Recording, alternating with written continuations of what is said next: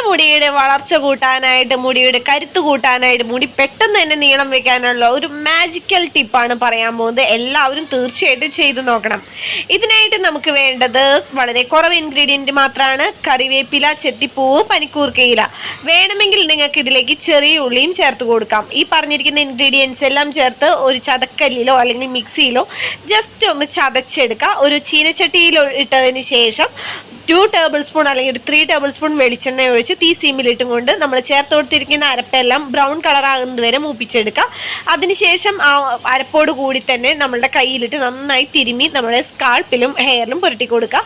ആഴ്ചയിൽ 2-3 വട്ടം ഇങ്ങനെ ചെയ്യുകയാണെന്നുണ്ടെങ്കിൽ എത്ര കൂടിയ ധാരണയും ഇല്ലാതാക്കി മുടി നല്ല കരുത്തോടു കൂടി പെട്ടെന്ന് വളരാനായിട്ട് സഹായിക്കുന്ന ഒരു സൂപ്പർ നാടൻ ടിപ്പാണ് കേട്ടോ. ഇത് എല്ലാവരും ചെയ്തു നോക്കണം.